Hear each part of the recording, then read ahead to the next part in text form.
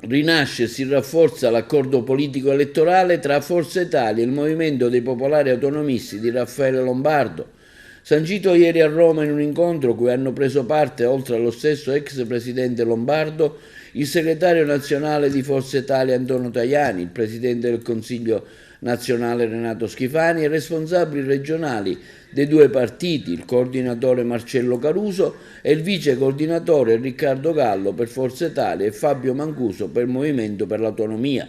Per Antonio Tajani Forza Italia prosegue nel percorso di rafforzamento delle alleanze e delle collaborazioni con le forze politiche radicate nei territori che si muovono nel solco della tradizione e della storia del Partito Popolare Europeo. Un lavoro per dare giusta visibilità e rappresentanza alle tante realtà delle nostre regioni in ottica unitaria e nazionale che vuole mettere a frutto le opportunità offerte dall'Europa e affermare i valori popolari e moderati. Già nel 2014 e nel 2019, ricorda l'onorevole Lombardo, avevamo sostenuto con la nostra presenza le liste di Forza Italia alle europee e oggi si conferma un rapporto di collaborazione politica che è frutto della grande sintonia, stima ed amicizia che mi ha legato al presidente di Forza Italia, onorevole Silvio Berlusconi. Marcello Caruso ha sottolineato la valenza politica dell'alleanza tra Forza Italia e il Movimento per l'Autonomia, che afferma, rafforza il ruolo dei moderati all'interno della coalizione di centrodestra